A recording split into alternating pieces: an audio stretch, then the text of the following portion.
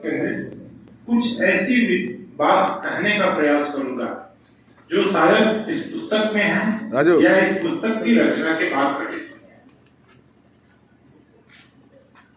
सबसे पहली चीज कि यह पुस्तक की परिकल्पना इस दृष्टि से हुई कि हम भारत को लेकर क्या चल रहा है उसको समझने का प्रयास इस पुस्तक अमृत काल में अमृत काल की ओर भारत में किया गया है।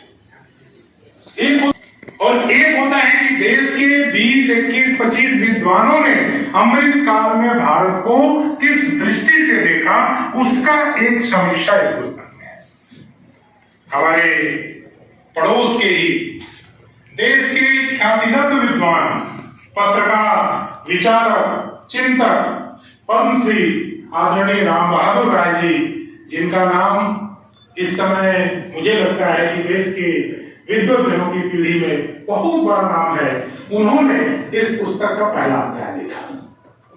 हम सबके लिए सौभाग्य की बात थी, हर्ष स्वीकृति थी और उनका एक महत्वपूर्ण प्रार्थना इस पुस्तक में अंकित है। ये भी हम सबके लिए हर्ष की बात है। हमने अनुरोध किया भारतीय जनता पार्टी के राष्ट्रीय अध्यक्ष आदरणीय श्री जगत प्रकाश नड्डा जी से कि आप इसका लोकार्पण करिए।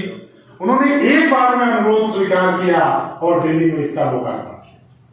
तो इस दृष्टि से इस पुस्तक की महत्व काफी हद तक बढ़ जाती है आज, और उनकी दृढ़ इच्छा शक्ति की बदौलत मेरे जैसा संकोची व्यक्ति भी इस पुस्तक के साथ आपके बीच आया है।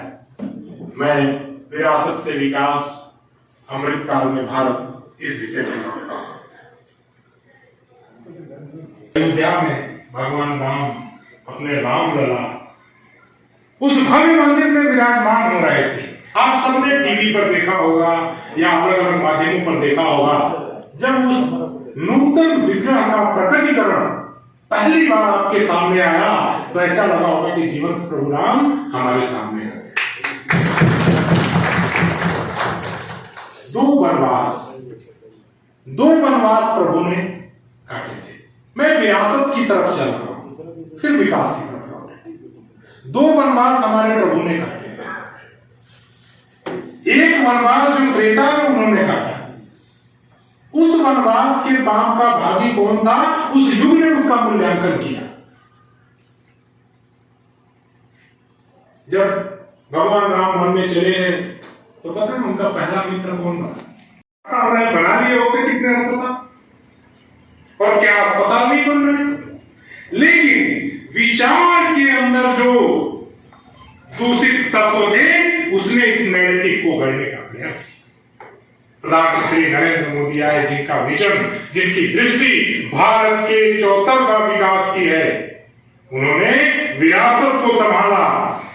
और आज अयोध्या में अभी मैं एक सर्वे पढ़ रहा था, क्या अपील की चंपत राय जी ने कि भाई आप लोग घर से देखिए, अभी मत आइए, क्योंकि जितनी भीड़ आएगी उस हिसाब से अभी यहाँ इंफ्रास्ट्रक्चर नहीं है। इंफ्रास्ट्रक्चर की जब बात दिमाग में आती है तो सबसे पहला चीज आता है होटल इंडस्ट्री, रोड इंडस्ट्री, अस्पताल। ये सारी चीजें अयोध्या में अगले 2 से 3 साल में ऐसी बन के खड़ी होंगी कि 25,000 करोड़ रुपए, ये अनुमान है, ज्यादा भी हो सकता है, 25,000 करोड़ रुपए का पूरा एक आर्थिक ताना बाना अयोध्या के इर्द गिर्द खड़ा हो गया। क्या ये विकास नहीं है? विरासत और विकास एक साथ कैसे चल सकते हैं, इसको प्रधानमंत्री श्री नरेंद्र मोदी जी ने करके दिखाया है। मैं थोड़ा आपको याद दिलाऊं, अभी 2 साल 3 साल पहले कोरोना का महासंकट है, पूरी दुनिया घुटने पर थी। हमको क्या उदाहरण दिए जाते थे? हमको उदाहरण दिए जाते थे कि दुनिया में भारत के हेल्थ इंफ्रास्ट्रक्चर ठीक नहीं है। और उदाहरण किसका दिया जाता था?